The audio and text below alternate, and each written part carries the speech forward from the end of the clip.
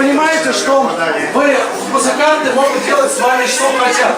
Они могут заставить вас бегать полчаса, а могут одну ноту сыграть и все. И так, кому не хватило, идут в центр. И поехали дальше.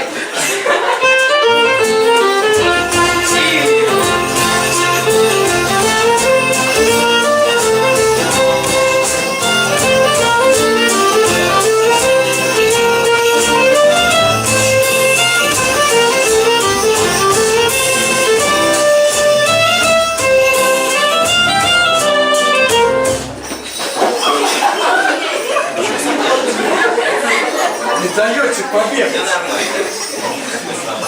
Там всего 4 такта побегать. А можно с самого начать?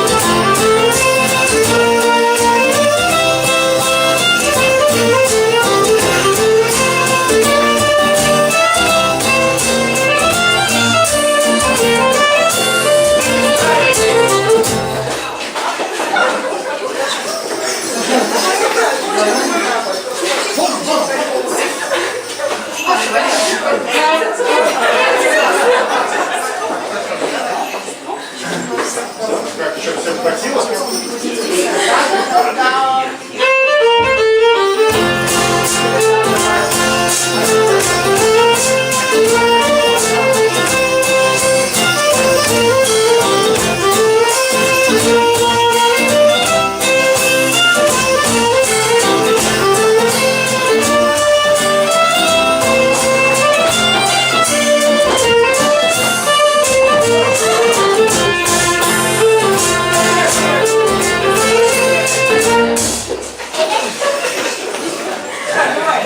Второй раз в нашей истории нам хватили себе 2 мужиков. Поделитесь этим.